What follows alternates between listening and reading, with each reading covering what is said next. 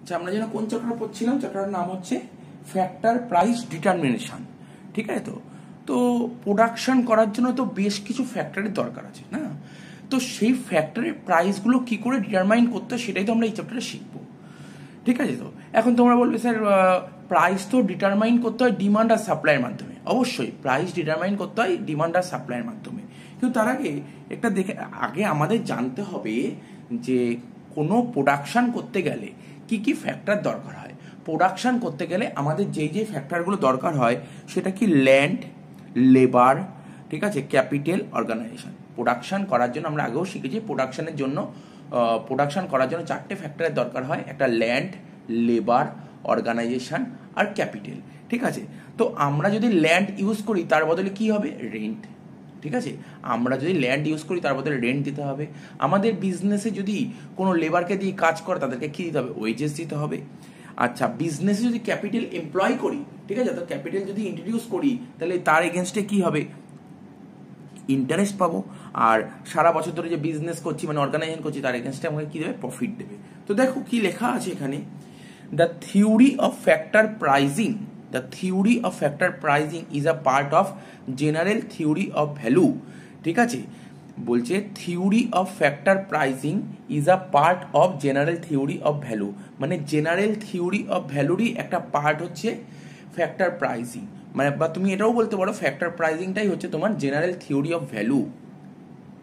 ঠিক আছে, তারপর কি বলেছে? উই নো দ্যাট, ঠিক আছে, আমরা কি জানি? The price of a product, কোনো একটা প্রোডাক্টের প্রাইস কি করে ডিটারমাইন করবো? কোনো প্রোডাক্টের প্রাইস আমরা কি করে ডিটারমাইন করতে পারি? Can be determine by the interaction. Interaction মানে কি? মানে কাটা। কাটা মানে কি? মানে কি বলবো, মানে বলতে পারো যেখানে পরস্পরকে ছেদ করে, এটা হচ্ছে ইন্টারসেকশন। ঠিক আছে, ইন্টারাকশন বা যেটাকে আমরা ইন্টারসেক্ট বলি। তা বলছে কি, মানে কোনো প্রোডাক্টের প্রাইস কি করে ডিটারমাইন করতে পারি? বলছে by the interaction of demand and supply in the product market. Product মার্কেটে যে ডিমান্ড আর সাপ্লাই আছে, ডিমান্ড আর সাপ্লাইয়ের মাধ্যমে কোনো প্রোডাক্টের প্রাইস ডিটারমাইন করতে পারি। সিমিলারলি একই রকম ভাবে প্রাইস অফ ফ্যাক্টর, ঠিক আছে, price of factor can be determined. ঠিক আছে, তাই আমরা যেটা প্রোডাকশন ফ্যাক্টর পড়ছি, তো প্রোডাকশনের ফ্যাক্টরটা, এই প্রোডাকশনের যে ফ্যাক্টরটা পড়ছি না, এরও তো প্রাইস ডিটারমাইন করতে হবে। এর প্রাইসটা কি করে ডিটারমাইন করবো? By the demand for and supply that factor from the factor market. দেখো, প্রোডাকশন করার জন্য তো আমার সব ফ্যাক্টর লাগবে না, যেই ফ্যাক্টর লাগবে সেই ফ্যাক্টরের প্রাইসটা কি করে ডিটারমাইন করব? ঠিক আছে, সেটাও কিন্তু ডিমান্ড আর সাপ্লাইয়ের মাধ্যমে। তাই আমরা বলতে পারি যে মডার্ন ইকোনমিক্সটা কি বলেছে, যে কোনো প্রোডাক্টের প্রাইস কি হয়? ডিমান্ড আর সাপ্লাইয়ের মাধ্যমে যেমন ডিটারমাইন করা হয়, ঠিক একই রকম ভাবে, ঠিক আছে, এই যে ফ্যাক্টরস গুলো আছে না, ফ্যাক্টরস এর প্রাইসও তোমার কি করে ডিটারমাইন করবে? ওই ডিমান্ড আর সাপ্লাইয়ের মাধ্যমে। তো দেখো এখানে কি বলেছে, যেটা কিছুক্ষণ আগে বললাম, রেন্ট, যে যদি তোমার ল্যান্ডটা ইউজ করতে পারো তাহলে রেন্ট, ওয়ার্কারদের কাজ করলে ওয়েজ রেট। ঠিক আছে, তো ক্যাপিটালের বদলে রেট অফ ইন্টারেস্ট, আর অর্গানাইজেশন থেকে কি হবে? প্রফিট। ঠিক আছে, তো আশা করি বোঝা যাচ্ছে। ল্যান্ডের যে মানে ল্যান্ডলর্ড, যাকে বলে ল্যান্ডলর্ড মানে জমির মালিক, জমির মালিক কি পাবে? জমির মালিক পাবে হচ্ছে তোমার খাজনা, রেন্ট পাবে। ঠিক আছে, ল্যান্ডলর্ড কি পাবে? রেন্ট পাবে। তারপর হচ্ছে লেবাররা কি পায়? লেবাররা পায় ওয়েজেস। ঠিক আছে, আর মূলধনের মালিক যে ক্যাপিটাল দেবে, ক্যাপিটালের যে মালিক সে কি পাবে? ইন্টারেস্ট পাবে। আর অর্গানাইজেশন, ঠিক আছে, এন্টারপ্রিনিয়র কি পাবে? প্রফিট পাবে। আর একটা জিনিস মাথায় রাখবে তোমরা, ডিমান্ড আর সাপ্লাইয়ের মাধ্যমে যদি ডিস্ট্রিবিউশনের যদি কোনো প্রবলেম থাকে, সেটা ডিমান্ড আর সাপ্লাইয়ের মাধ্যমেই ওটা সলভ করা যেতে পারে। তারপর কি বলছে? প্রোডাকশন ইজ পসিবল বাই, মানে প্রোডাকশনটা তখনই পসিবল হবে by the employment of the means of production or factors like land, labour, capital, organisation. তাই না? আমি আগেও বললাম প্রোডাকশন করতে গেলে কি লাগবে? প্রোডাকশন করতে গেলে কি লাগবে? ল্যান্ড লাগবে, লেবার লাগবে, ক্যাপিটাল, সব করাই লাগবে। তাহলে প্রোডাকশন তখনই পসিবল হবে যখন এই ফ্যাক্টরস গুলো থাকবে। ঠিক আছে, তা বলছে দ্য প্রোডাক্ট প্রডিউসড। ঠিক আছে, তো যে ফ্যাক্টরস অফ প্রোডাকশন, এইগুলো না হলে প্রোডাকশন করতে পারবো না। তাই কোনো প্রোডাক্টটা প্রডিউস করবো, আমরা যে প্রোডাক্টটা তৈরি করি সেই প্রোডাক্টটা প্রডিউস করব, এবং তারপর সেটা সোল্ড বাই দ্য ফার্ম। তারপর প্রোডাক্টটা তৈরি হলেই তো আমরা মার্কেটে বেচবো। ঠিক আছে, is to earn total revenue. তাহলে প্রথমে প্রোডাক্টটা তৈরি করব, তৈরি করে প্রোডাক্টটা মার্কেটে বেচবো, মার্কেটে বেচে যেই টাকাটা ইনকাম হবে এটাই তো আমার রেভিনিউ ইনকাম হচ্ছে না। Then the revenue will be distribute, এবং যেই টাকাটা পাবো, এই যে রেভিনিউটা হবে, এই রেভিনিউটা ডিস্ট্রিবিউট করব। কোথায় ডিস্ট্রিবিউট করব, কাদেরকে ডিস্ট্রিবিউট করব? আরে ল্যান্ডের যে মালিক তাকে রেন্ট দেবো, ঠিক আছে। বিজনেসের যে মালিক তাকে তোমার কি দেবো, বিজনেসের যে মালিক, যে অর্গানাইজেশনে যে বিজনেস করছে তাকে প্রফিট দেবো। ক্যাপিটাল বিজনেসে ইনভেস্ট করলে তাকে ইন্টারেস্ট দিতে হবে, আর লেবারদের ওয়েজেস দিতে হবে। কোথা থেকে দেবো এই টাকাগুলো, কোথা থেকে ডিস্ট্রিবিউট করব? ওই যে টোটাল রেভিনিউ কামাবো সেখান থেকে এইগুলো ডিস্ট্রিবিউট করব। Therefore this theory is also known as theory of distribution. এই কারণে এই থিওরিটাকে আমরা বলি থিওরি অফ ডিস্ট্রিবিউশন। তো আশা করি বোঝা গেল। তো জাস্ট একটু দেখে নেন, এটা ইন্টারাকশন পার্ট, এত খুব বেশি ডিটেলসে এটা জানার দরকার নেই, ঠিক আছে। তো এমসিকিউ আসবে, তো এখান থেকে কি এমসিকিউ দিতে পারে, বলতে পারে যে ফ্যাক্টরস অফ প্রোডাকশন, প্রোডাকশনে কি কি ফ্যাক্টর আছে, তখন তুমি বলবে যে এই ফ্যাক্টর আছে, ল্যান্ড আছে, লেবার আছে, ঠিক আছে, তারপর ক্যাপিটাল আছে, অর্গানাইজেশন আছে। তো ল্যান্ডের মালিক কি পায়, এটা কখনো দিলেও দিতে পারে, লেবাররা কি পায়, লেবারের ওয়েজেস পায়, ল্যান্ডের মালিক রেন্ট পাবে, ক্যাপিটাল থেকে ইন্টারেস্ট, আর অর্গানাইজেশন থেকে প্রফিট।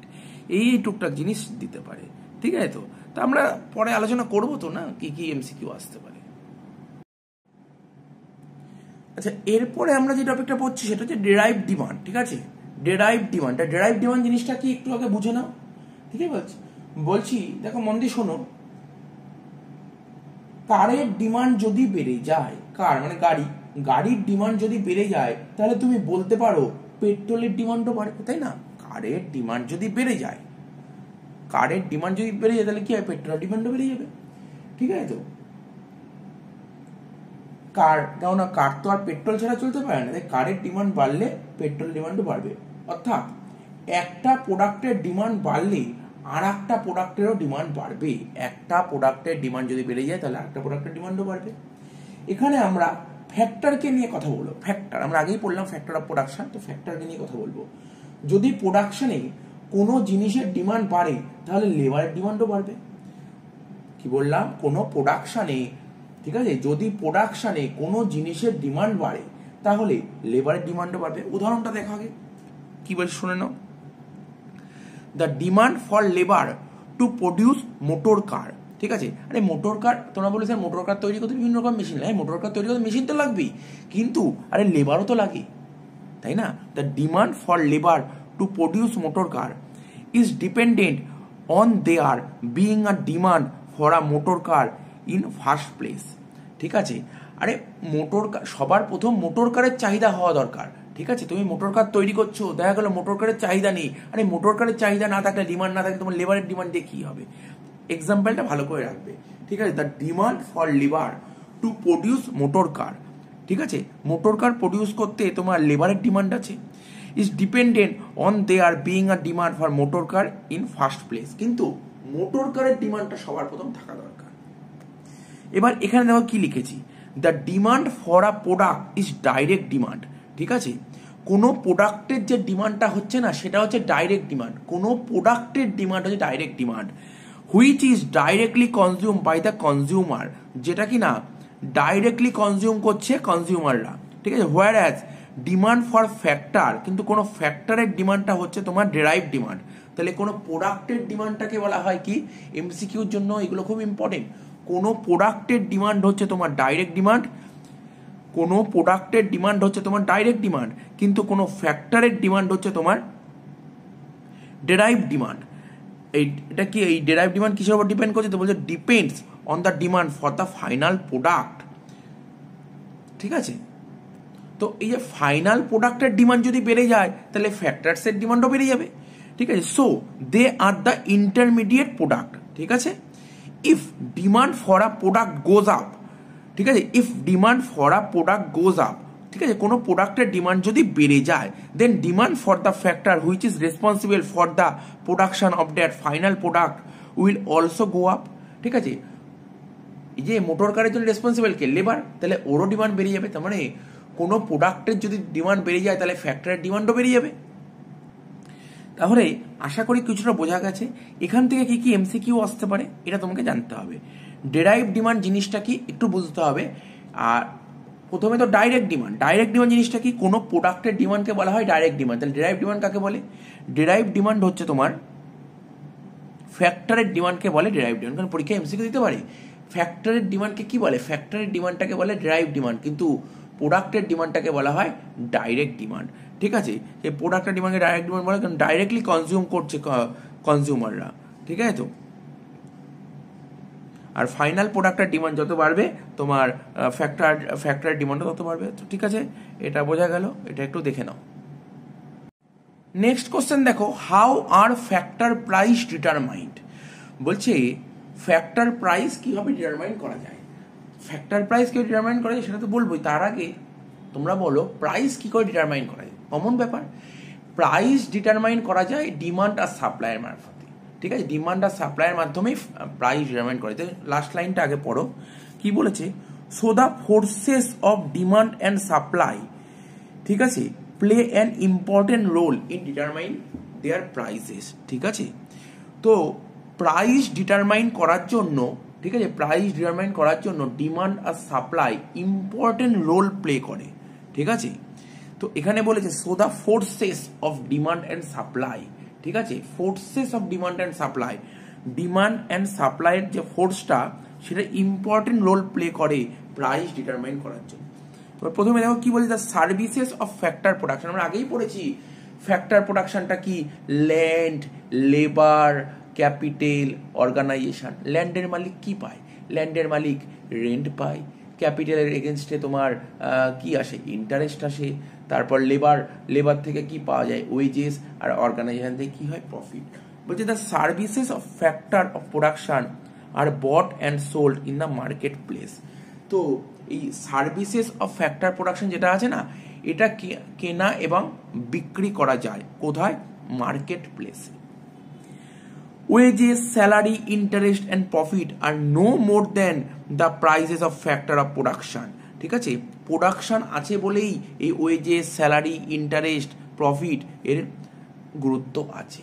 ঠিক আছে, আর যদি প্রোডাকশন না থাকতো এর কোনো গুরুত্বই থাকতো না। তাই বলেছে wages, salary, interest and profit are no more than the prices of factor of production. Factor of production ছাড়া এর কোনো গুরুত্বই নেই। তো ঠিক আছে, বোঝা গেল। এরপরে দেখা যাক কি কোশ্চেন পড়া যায়।